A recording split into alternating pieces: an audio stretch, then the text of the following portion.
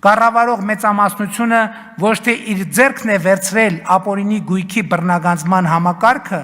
այլ պետության եւ ժողովրդի համար ստեղծել է համակարգ, որը գործելու է ընդմիշտ։ Իսկ միթե թալանված այս ընթացքում ցակ ու ցրիվ չի լինում, ցակ ու ցրիվ չեն անում։ Ոչ,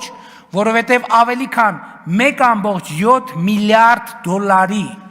առերևույթ ապօրինի ձեռք բերված գույք այս պահին գտնվում է կալանքի տակ եւ դա հնարավոր չէ օտարել։ Եվ հենց դրա համար է ստեղծվել ապօրինի գույքի բռնագանձման համակարգը, որ այդ գույքերը տեղորոշի, գտնի, ապացուցի ու վերադարձնի պետությանն ու ժողովրդին։ Ամենաթողություն, վենդետա հիշեցնող որևէ գործողություն այնպիսի վնաս կհասցնի մեր պետության միջազգային կերպարին ու հեղինակությանը,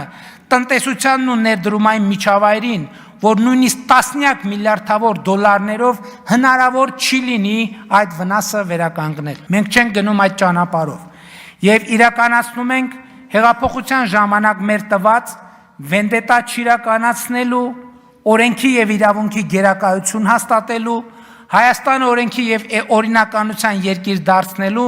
եւ թալանվածը վերադարձնելու մեր խոստումները։